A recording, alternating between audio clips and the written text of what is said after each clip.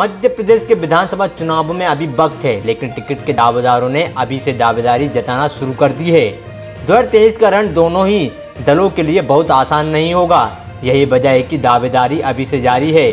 सूत्रों की माने तो इस बार सत्ताधारी दल में टिकटों को लेकर टेंशन कुछ ज्यादा बड़ी होगी। खबर है कि सत्तासीन बीजेपी के मौजूदा विधायक, पूर्व विधायक के अलावा नए चेहरे टिकट के दावेदार हैं, लेकिन इन सबके बीच में बीजेपी के कई सारे पदाधिकारी भी टिकट की रेस में हैं। करीब दर्जन भर से अधिक ऐसे पदाधिकारी हैं जिनकी नजरें अपने क्षेत्र के विधानसभा सीटों पर टिकी हैं। सूत्रों के हवाले से इनमें से जो नाम सामने आ रहे हैं उनमें प्रदेश महामंत्री भगवंत दास सबनानी, रणवीर सिंह रावत, उपाध्यक्ष सीमा सिंह, मुकेश चतुर्वेदी के साथ मंत्री राहुल कोठारी और मीडिया प्रभारी लोकेंद्र पराशर हैं। ये वो चेहरे हैं जो चुनावी मैदान में उतरना चाहते हैं। दरअसल जैसे जैसे चुनाव के दिन घटते जा रहे हैं, टिकट की उम्मीद लगाए बैठे दावेदारों में बेचैनी बढ़ती जा रही है। बताया जा रहा है कि हाल ही के सर्वे में 60 सीटों पर बीजेपी की स्थिति ठीक नहीं। इसके अलावा एंटी इनकम्बेंसी से बचने के लिए बीजेपी बड़े पैमाने पर टिकटों की काट छांट कर सकती है। 2018 के विधानसभा चुनावों में भाजपा को केवल 107 सीटें मिली थी। उसके बाद हुए चुनाव में जीत हार के बाद पार्टी के विधायकों की संख्या 127 हो गई थी। मध्य प्रदेश में अगले साल विधानसभा चुनाव होना है। ऐसे में प्रदेश में सियासी हलचल बढ़ गई है।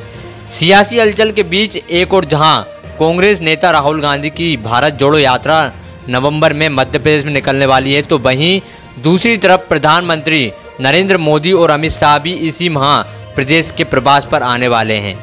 पीएम मोदी 11 अक्टूबर को उज्जैन के महाकाल कॉरिडोर का लोकार्पण करने आ रहे हैं। प्रवासी भारतीय सम्मेलन और केन बेजवा लिंक परियोजना के भूमि पूजन कार्यक्रम में भी पीएम मोदी को मध्य प्रदेश में बुलाने की तैयारी की जा रही है।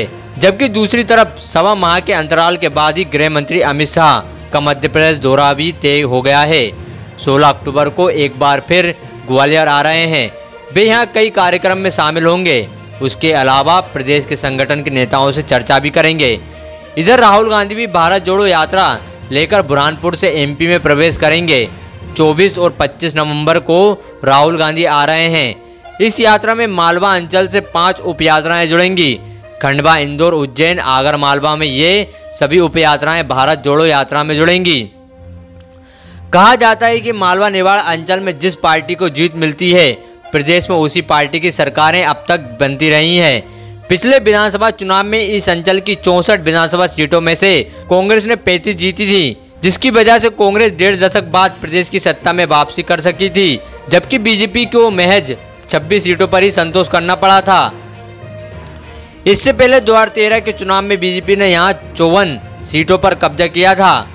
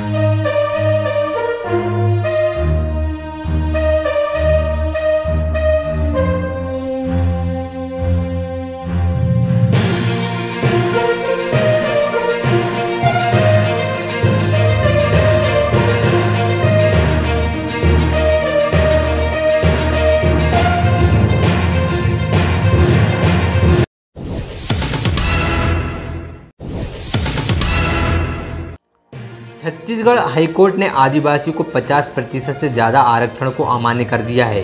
इसके बाद से प्रदेश के सियासी पारा चढ़ा हुआ है। कोर्ट के फैसले के बाद आदिवासी वर्ग के आरक्षण में कटौती हो गई है।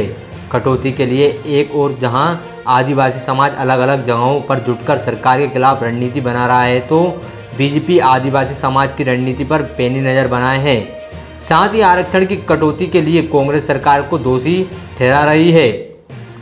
वहीं कांग्रेस आदिवासी समाज तक अपनी बात पहुंचाने का तरीका ढूंढ रही है। छत्तीसगढ़ में अनुसूचित जनजाति वर्ग के लिए 29 विधानसभा सीट है, जिसमें से 27 पर कांग्रेस विधायक हैं। प्रदेश में भूपेश बघेल की सरकार बनाने में आदिवासी सीट की महत्वपूर्ण भूमिका रही है। ऐसे में अगले साल होने वाले विधानसभा चुनाव से पहले कांग्रेस आदिवासी वर्ग की नाराजगी मोल नहीं लेना चाहती है। यही वजह है कि कांग्रेस के नेता आदिवासी क्षेत्रों में जनता के बीच पहुंचकर आरक्षण कटौती के लिए पूर्ववर्ती बीजेपी सरकार को जिम्मेदार बता रहे हैं। वहीं बीजेपी इन मुद्दे को भुनाने में पीछे नहीं है। उसने आरोप लगाया कि कांग्रेस सरकार ने आरक्षण के मुद्दे पर कोर्ट में पैरवी ठीक से नहीं की।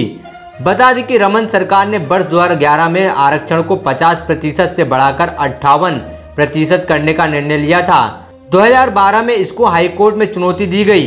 प्रदेश कांग्रेस अध्यक्ष मोहन मरकाम ने कहा, जब आरक्षण को बढ़ाने का निर्णय हुआ उसी समय सुप्रीम कोर्ट के आदेश के अनुसार तत्कालीन रमन सिंह सरकार को अदालत के सामने आरक्षण को 50% से अधिक बढ़ाने की विशेष परिस्थितियों को वो कारण बताना था।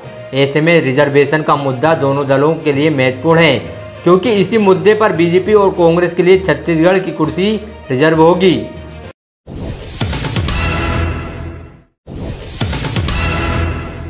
दशहरे के मौके पर फिल्म अभिनेत्री जया बच्चन अपने बेटे अभिषेक बच्चन के साथ भोपाल आई थी।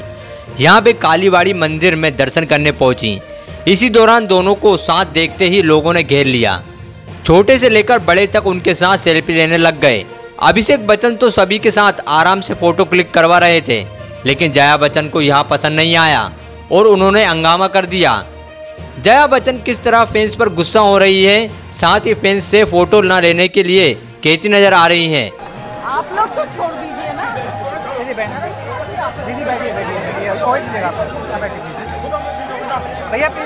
इसके बाद महिलाएं जब उनके साथ तस्वीर लेती हैं तो जया कहती हैं, अरे आप लोग तो छोड़ दीजिए।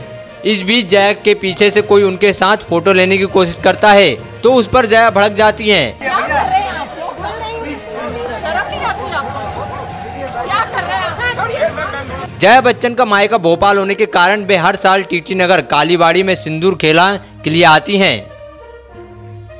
आप लोग तो छोड़ दीजिए ना।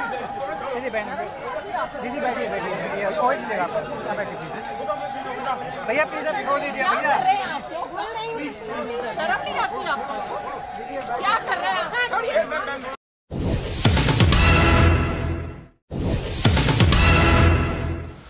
कांग्रेस में राष्ट्रीय अध्यक्ष पद के लिए चुनाव की सरगर्मी तेज हो गई है। साल 2024 में होने वाले लोकसभा चुनाव से पहले कांग्रेस को अपना नया अध्यक्ष मिल जाएगा। नए अध्यक्ष के सामने लोकसभा चुनाव के साथ ही इससे पहले कई राज्यों में होने वाले विधानसभा चुनाव की चुनौती होगी। इन राज्यों में एमपी और छत्तीसगढ़ भी शामिल हैं। छत्तीसगढ़ में जहां कांग्रेस की सरकार है वहां कांग्रेस को फिर सत्ता में लाने की चुनौती होगी, तो एमपी में फिर से सत्ता पाने की चुनौती होगी।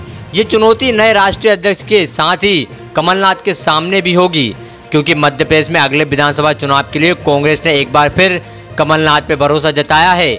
पार्टी के दिग्गज नेता भी इस बात पर सहमत हैं कि उनके नेतृत्व में ही अगला चुनाव लड़ा जाएगा। यहाँ इस बात को समझना जरूरी होगा कि कांग्रेस के लिए कमलनाथ कितने जरूरी और महत्वपूर्ण हैं। कमलनाथ के पास सत्ता के गलियारों का अनुभव है, जाति के तौर पर न्यूट्रल फेस माना जाता है। चुनावों में प्रदेश कांग्रेस के लिए संसाधन जुटाने की क्षमता उनमें है। उनका आर्थिक मैनेजमेंट भी पार्टी के लिए अन्य नेताओं की तुलना में मजबूत है।